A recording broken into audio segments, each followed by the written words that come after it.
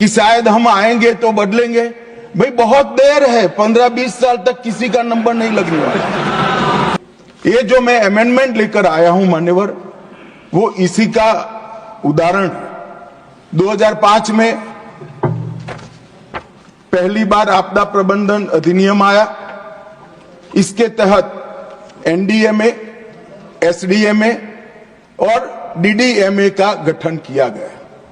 अब जब मैं एनडीएमए कहता हूं तब नेशनल डिजास्टर मैनेजमेंट अथॉरिटी की बात है, SDMA state disaster management authority की बात है, और डिस्ट्रिक्ट डिजास्टर मैनेजमेंट अथॉरिटी का गठन ऑलरेडी हो चुका है। अब ये चिंता व्यक्त की जा रही है कि पावर का केंद्रीकरण होगा। ये पूरे विधेयक को आप ध्यान से पढ़ोगे तो इंप्लीमेंटेशन की सबसे बड़ी जिम्मेदारी डिस्ट्रिक्ट डिजास्टर मैनेजमेंट को है, जो राज्य सरकार के अधीन है। इसलिए कहीं पर भी फेडरल स्ट्रक्चर को नुकसान करने की संभावना ही नहीं। इसके आर्थिक सहायता के लिए national disaster response fund, national disaster mitigation fund और राज्य और जिला स्तर कोई फंड की रचना भी की है। मान्यवर, जो पक्षपात का बहुत सारे लोगों ने आरोप लगाया, इसका मैं डिटेल में जवाब दूंगा, परंतु अगर पक्षपात होता है तो 2005 में यूपीए की सरकार के बनाए कानून के कारण होता है। मान्यवर, हमने उसमें कोई परिवर्तन नहीं किया है। और मैं फिर से एक बार सारे सदस्यों को कहता हूं कि वित्त आयोग ने एक वैज्ञानिक व्यवस्था की है आपदा सहाय के लिए। इससे एक काणी पाई भी कम एक भी राज्य को नरेंद्र मोदी सरकार ने नहीं दिया, बल्कि हमने ज्यादा दिया। कुछ सदस्यों ने सवाल उठाया मान्यवर कि क्यों अमेंडमेंट की क्या जरूरत है। मैं उनको बताना चाहता हूं कि समय के साथ जो इमारत की मरम्मत न हो तो इमारत ढह जाती है। नए नए एक्सपेरिमेंट अनुभव होते हैं, नए नए प्रकार की आपदाओं का अनुभव होता है। कुछ छूट गया है, कुछ दुनिया की बेस्ट प्रैक्टिसेस है, और ये सारे चीजों को समाहित कर हम कानून में बदलाव करें तो इसमें क्या आपत्ति है। कानून अगर बदलता नहीं है तो काल बाह्य हो जाता है। और मान्यवर, उनको ये होगा कि शायद हम आएंगे तो बदलेंगे।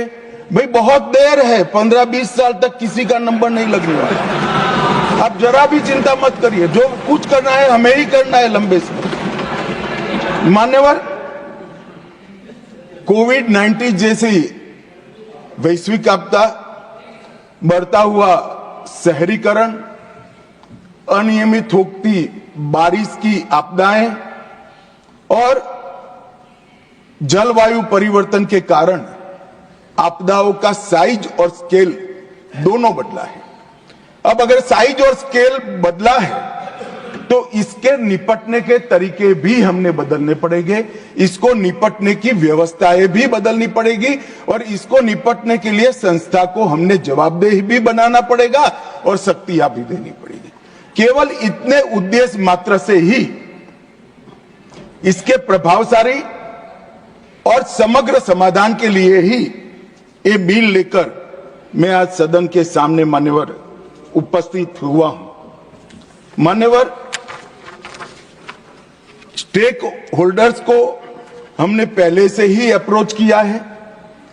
केंद्र सरकार के सभी मंत्रालय, सभी राज्य सरकार और यूटी, अंतर्राष्ट्रीय संगठनों के भी सुझाव लिए हैं और राष्ट्रीय और अंतर्राष्ट्रीय गैर सरकारी संगठनों के भी सुझाव लिए हैं।